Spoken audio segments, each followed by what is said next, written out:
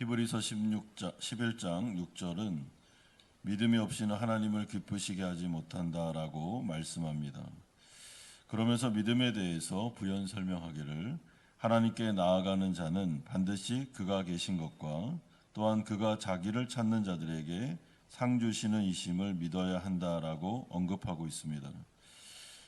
따라서 믿음이라는 것은 하나님을 온전히 신뢰하는 것, 그분의 존재와 능력과 성품에 대해 의심하지 않는 것을 의미합니다. 그럴 때 하나님은 온전한 믿음을 가진 자들에게 너무나도 상을 주시기를 기뻐하신다라고 말씀합니다. 영생의 복이든 이 세상에서 살아가는 데 필요한 물질이든 하나님은 믿음이 있는 그 사람에게 하나님을 체험하게 하십니다. 그런데 이 믿음은 은혜로 주어지는 것이지만 하나님의 말씀과 고난을 통하여 성장하는 속성을 가지고 있습니다. 그러니까 우리는 하나님께 큰 믿음을 구하되 하나님을 더 신뢰할 수 있게 해달라고 기도할 필요가 있습니다. 오늘 첫 번째로 우리가 좀 살펴볼 내용은 무기력한 제자들을 책망하시는 예수님의 모습이 14절에서 16절까지에 나오고 있습니다. 예수님은 3명의 제자들과 함께 변화산에서 내려오셨습니다. 이때 산 밑에 나머지 제자들 주위에는 많은 사람들이 모여 있었습니다. 이에 어떤 사람이 예수님을 보자마자 급하게 달려왔습니다. 14절에 한 사람이 예수께 와서 꿇어 엎드려 이르되 주여 내 아들을 불쌍히 여기소서 그가 간질로 심히 고생하여 자주 불에도 넘어지며 물에도 넘어지는지라. 이 사람은 예수님 앞에 나와 무릎을 꿇고 엎드려 아주 간절하게 자신의 외아들을 고쳐달라고 간청합니다. 왜냐하면 아버지로서 자신의 아들이 귀신 들려 자주 불에도 물에도 들어가 자해하려는 모습을 지켜본다는 것은 매우 힘겨운 일이었기 때문입니다. 하지만 제자들은 이 사람의 어려움을 해결해 주지 못했습니다. 이에 이 사람은 16절과 같이 예수님께 나와서 하소연했습니다. 내가 주의 제자들에게 데리고 왔으나 능히 고치지 못하더이다. 예수님과 3명의 제자들은 지금 변화산에서 엄청난 영광을 체험하고 내려오는 길입니다. 하지만 여전히 산 밑의 상황은 너무나도 복잡하고 어려웠습니다. 변화산에서는 너무나도 영광스러웠는데 그 밑의 현실은 만만치가 않았습니다. 이처럼 우리가 살아가는 삶의 현실도 마찬가지입니다. 예배를 드릴 때, 교회에 있을 때 모든 것은 좋고 아름다워 보입니다. 하지만 주일이 지나고 삶의 현실로 나아가면 우리의 현실, 가정의 문제, 자녀의 문제, 내 자신의 문제는 해결된 것이 아무것도 없어 보일 때가 있습니다. 경제적인 어려움은 계속 어렵고 삶의 현실의 무게는 가벼워질 기미를 보이지 않고 있습니다. 이럴 때 우리는 어떻게 해야 될까 생각할 필요가 있습니다. 성도로서 우리는 이런 현실을 어떻게 받아들여야 될까? 이 아버지처럼 예수님께 나와서 아주 간절하게 그 문제를 해결해 달라고 기도해야 합니다. 하나님께로 그 문제를 가지고 오는 것이 해답이요 정답입니다. 그러므로 두 번째는 예수님께서 이 세대를 향하여 책망하시는 장면이 17절에서 18절에 나오고 있습니다. 17절에 보면 믿음이 없고 패역한 세대요 라고 말합니다. 이것은 믿음이 없음이 곧 하나님 앞에서는 패역한 악한 일이라는 뜻입니다. 이에 예수님은 7절에서 울분을 쏟아내십니다. 내가 얼마나 너희와 함께 있으며 얼마나 너희에게 참으리요 그를 이리로 데리고 오라 하시니라. 예수님 왜 이토록 분노하시는 걸까요? 그것은 천하보다 더 귀한 한 영혼이 귀신에게 사로잡혀 있는데 이 못된 귀신 앞에서 제자들 등 그 어느 누구도 믿음으로 손을 쓰지 못하고 있었기 때문입니다. 제자들은 어떤 사람들인가 하면 이미 이 사람들은 마태복음 10장과 11장에 가보면 예수님으로부터 귀신을 쫓아내고 병을 고치는 권세와 능력을 부여받았던 사람들입니다. 이들은 예수님의 이름을 사용할 수 있었습니다. 그리고 하늘을 향하여 기도할 수 있었으며 기도를 통해서 하나님의 권세를 통하여 이 모든 복음의 능력을 행할 수 있는 자들이었습니다. 그런데 지금 이 현실에서 이들은 교만하게 행동하고 있으며 자신들을 의지하지 하나님을 의지하지를 못했습니다. 그래서 실패한 것입니다. 여러분, 그렇다면 우리는 어떻습니까? 우리 주위를 둘러보면 귀신 들린 것은 아니지만은 죄에 중독되어 또한 세상의 향락에 취해서 그리고 죄와 악한 마귀 권세에 농락당하는 수많은 어려움으로 인하여 고통당하는 사람들이 너무나도 많습니다. 그렇다면 이러한 현실 앞에서 하나님은 불쌍한 영혼들을 위해 우리에게 무엇을 기대하고 있는가? 오직 믿음으로 이들을 위해서 기도하기를 원하고 계십니다. 우리가 이 사람들을 고칠 수 있다라는 생각은 착각입니다. 사람은 사람이 고칠 수 없습니다. 하나님이 고칠 수 있는 것입니다.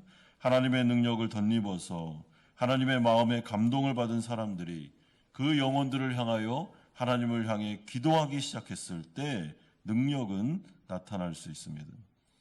예수님은 제자들을 책망하신 다음에 이제는 말씀 한마디로 귀신 들린 아이를 치료하십니다. 18절에 이에 예수께서 꾸짖으시니 귀신이 나가고 아이가 그때부터 나으니라.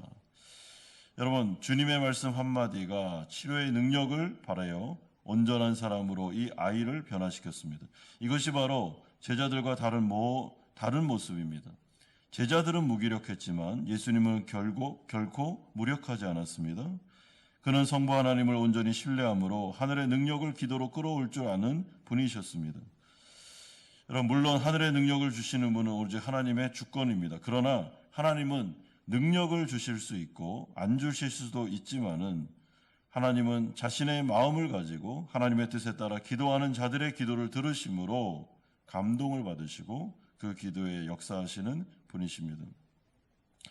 지금 예수님을 통해 흘러나온 능력은 예수님의 능력이라기보다는 하나님 아버지의 능력, 성령 하나님의 능력임을 기억하셔야 됩니다. 왜냐하면 예수님은 지금 몸을 입고 이 땅에 오셨기 때문에 우리와 동일한 상황에 계십니다. 그는 하나님이시지만 완전한 인간이셨습니다. 그러므로 예수님은 자신의 능력을 사용할 수 있지만 자신의 능력을 제한하고 아버지의 능력, 성령의 능력으로 기도를 통해서 이 모든 일들을 이루고 있기에 우리도 기도를 통해서 이런 일들을 체험할 수 있음을 말씀해 주고 있습니다. 마지막 세 번째로 믿음의 능력이 19절에서 20절에 나옵니다. 이에 제자들이 예수님께 질문을 던졌습니다. 19절에 우리는 어찌하여 쫓아내지 못하였습니까? 이 질문은 정말 좋은 질문이라고 생각합니다. 어떤 사람들은 교회의 능력이 없고 사람들의 진정한 회복이 없음에도 불구하고 아무렇지도 않게 생각하는 사람들이 있습니다. 하지만 그렇게 하면 안 됩니다. 자꾸 하나님께 질문을 던져야 됩니다. 하나님, 왜 그렇습니까? 교회는 뭐 하는 것입니까? 왜 우리에게는 하나님의 능력이 나타나는 것이지 않습니까? 왜 우리에게는 하나님의 영적인 부흥이 나타나지 않는 것입니까? 라고 질문을 던져야 됩니다. 이번 연도 2월 말에 미국에 있는 작은 마을 대학교에서 영적인 큰 부흥의 역사가 일어났습니다. 지금 이 부분들이 한국에서 많이 회자되고 있습니다. 그런데 그 부흥의 핵심은 한 교수의 기도에서부터 촉발되었다라고 말하고 있습니다. 그리고 그 부흥의 역사가 미국에 있는 대학교로 번지고 있습니다. 이 부분에 대해서 저희 학교의 설교학 교수였던 유흥열 교수님이 직접 가서 그 부분을 이렇게 보고서 유튜브에 올렸는데 하나님께서만 하신 역사라고 그 설교학 교수가 말하는 장면을 본 적이 있습니다. 그러면서 많은 TV에서 와서 인터뷰하려고 하는 것들을 그 대학에서 다 거절하고 유명한 목사들, 유명한 찬양팀이 와서 함께 합류하겠다 다 거절하고 우리는 무명한 사람들이 오직 하나님께서 역사하시는 것만 우리는 지켜보겠다. 그러면서 겸손하게 질서 있게 아름답게 그 부흥의 역사가 일어나는 것들을 목격하고 증언하는 것을 들었습니다. 여러분, 그럴 때 우리가 하나님 앞에 나와서 질문해야 됩니다. 하나님, 그런 영적인 역사가 미국에서는 일어나고 있습니다. 그러면 이 호치민 땅에 우리에게는 왜 안 일어나는 것입니까? 좋은 질문이죠. 하나님께 나와 질문하고 까닭이 무엇입니까? 라고 여쭤보는 것입니다. 여러분, 이때 예수님이 아주 명쾌하게 대답하십니다. 20절에 너희 믿음이 작은 까닭이니라. 여러분, 여기서 믿음이 작다라는 것은 양이 작다, 크기가 작다라는 뜻이 아닙니다. 왜냐하면 이후에 예수님은 정말 작은 겨자씨 하나만한 믿음만 있어도 놀라운 역사를 이룰 수 있다라고 말씀하셨기 때문입니다. 그러니까 크기가 작아서 문제가 되는 것은 아닙니다. 여기서 말씀하는 믿음이 작다라는 것은 17절의 표현대로 믿음이 없다라는 것입니다. 그런 후에 주님은 믿음의 능력에 대하여 겨자씨 비유를 통해 설명하십니다. 겨자씨 하나일 만한 아주 작은 믿음이 있다 할지라도 산을 옮길 만큼 불가능한 일은 없다라고 말씀하십니다. 그러면서 결국 20절과 같이 결론을 내리십니다. 또 너희가 못할 것이 없으리라. 믿음은 능치 못함이 없다는 말씀입니다. 그렇다면 과연 믿음의 본질은 무엇일까? 믿음은 크기와 양의 문제가 아닙니다. 믿음은 진정성의 문제입니다. 따라서 하나님을 향한 믿음은 항상 온전한 믿음이어야 합니다.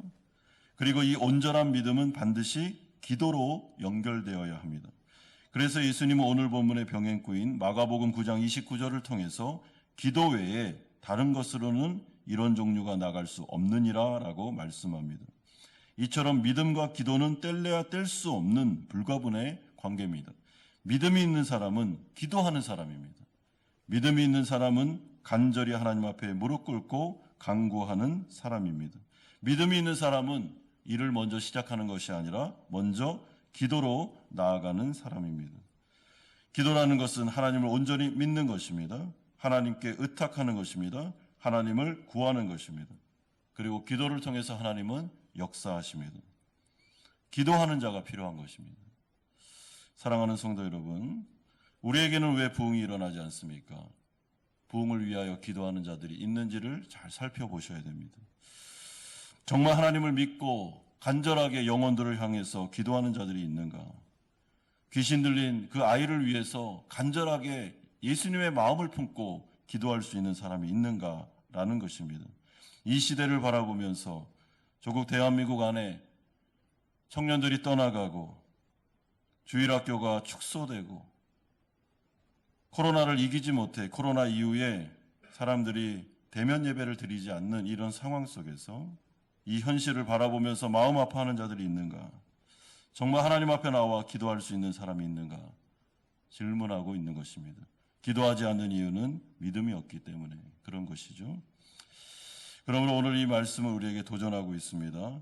기도하기를, 하나님을 믿고 간구하기를, 그래서 진정한 부흥이 일어나기를, 귀신 들린 자들이 치료되고 병든 자들이 회복되는 하나님의 나라가 이 땅 가운데 임할 수 있도록 기도하는 자들을 찾고 계십니다.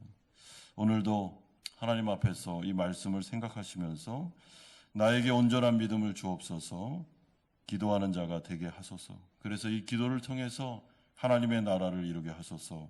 기도로 승리하시는 성도님들 되시기를 주님의 이름으로 축원드립니다.